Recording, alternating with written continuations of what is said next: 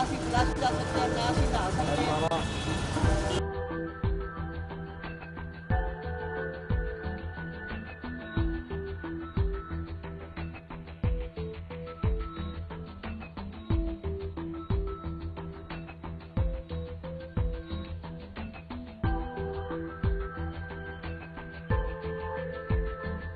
ਇਹ 10 दिन हो गए ने जी बड़े मानन टाउन च गेट ਦੇ ਅੱਗੇ ਮਿੱਟੀ ਕੱਢ ਕੇ ਗਏ ਹੋਏ ਨੇ, ਫਲਸ਼ ਵੀ ਤੋੜ ਗਏ ਨੇ, ਪਾਣੀ ਵੀ ਤੋੜ ਗਏ ਨੇ।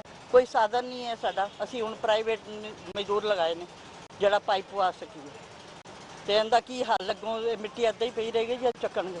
ਸ਼ਾਇਦ ਤਾਂ ਤੁਹਾਡੇ ਸਾਹਮਣੇ ਹੀ ਹੈ, ਹੁਣ ਬੰਦਾ ਨਾ ਨਹਾ ਸਕਦਾ, ਨਾ ਫਲਸ਼ ਤੋਂ ਬਿਨਾਂ ਬੰਦਾ ਕਿਸ ਤਰ੍ਹਾਂ ਰਹਿ ਸਕਦਾ। ਅਸੀਂ ਪੜੋਸੀਆਂ ਦੇ ਘਰ ਫਲਸ਼ ਜਾ ਰਹੇ ਹਾਂ। ਇਹ ਤਾਂ ਦੇਖੋ ਨਾ, ਪਾਣੀ ਤੇ ਜੋ ਵੀ ਹੋਏਗਾ ਸੋ ਹੋਏਗਾ। ਪਾਣੀ ਤਾਂ ਤੁਸੀਂ ਬੋਤਲ ਮੁੱਲ ਖਰੀਦ ਕੇ ਪੀ ਲੋਗੇ, ਲੇਕਿਨ ਫਲਸ਼ ਕਿੱਥੇ ਜਾਓਗੇ? ਉਹਨਾਂ ਨੂੰ ਕੁਛ ਤੇ ਹੱਲ ਕੱਢਣਾ ਚਾਹੀਦਾ ਨਾ। ਬੂਹੇ ਅੱਗੇ ਰਸਤਾ ਹੀ ਨਹੀਂ ਹੈਗਾ ਕੋਈ, ਗੇਟ ਤੋਂ ਬਾਹਰ ਨਿਕਲਣ ਦਾ, ਨਾ ਗੇਟ ਦੇ ਅੰਦਰ ਜਾਣ ਦਾ। ਇਹ ਯਾਦ ਤੇ ਉਹਨਾਂ ਨੂੰ ਵੋਟਾਂ ਕੋਲ ਹੀ ਆਉਂਦਾ ਨਾ, ਵੋਟਾਂ ਪੈਣ ਵਾਲੀਆਂ ਹੋਣ, ਜੋ ਮਰਜ਼ੀ ਕਰਨ। ਇਹ ਤਾਂ ਸਰਕਾਰ ਦਾ ਕੰਮ ਹੈ। ਜਦੋਂ ਵੋਟਾਂ ਆਉਂਦੀਆਂ ਉਦੋਂ ਲੋਕਾਂ ਦੇ ਬੂਹੇ ਪੱਟ ਕੇ ਰੱਖ ਦਿੰਦੇ ਨੇ। ਕੋਈ ਤਾਰਾਂ ਟੁੱਟੀਆਂ ਪਈਆਂ ਨੇ, ਕਿਸੇ ਬੱਚੇ ਨੂੰ ਕਰੰਟ ਲੱਗ ਜਾਏ, ਕੁਛ ਹੋ ਜਾਏ, ਕੀ ਹਿਸਾਬ ਕਿਤਾਬ? ਨਾ ਟੈਲੀਫੋਨ ਚੱਲ ਰਿਹਾ, ਨਾ ਪਾਣੀ ਚੱਲ ਰਿਹਾ, ਨਾ ਸੀਵਰੇਜ ਚੱਲ ਰਹੇ ਨੇ। ਤੇ ਤੁਸੀਂ ਦੇਖ ਹੀ ਰਹੇ ਹੋ, ਬਰਸਾਤ ਆਉਣ ਦੋ ਲੋਕਾਂ ਦੇ ਘਰਾਂ 'ਚ ਪਾਣੀ ਵੜ ਜਾਣਾ। ਇਹਨੇ ਤੇ ਇਹਨੂੰ ਖੋਦਾ ਬਾਅਦ 'ਚ ਖੋਦਾ ਜਾਂ ਪਹਿਲੇ ਖੋਦਾ, ਜਾਂ ਥੋੜਾ ਥੋੜਾ ਖੋਦੋ ਵੀ ਜਿੰਨਾ ਕਿ ਤੁਹਾਡਾ ਕੰਮ ਹੋ जाए उतना कब्जे करो। मालटोन के हालात, ये कोई हालात, इसको हालात नहीं कह सकते हम।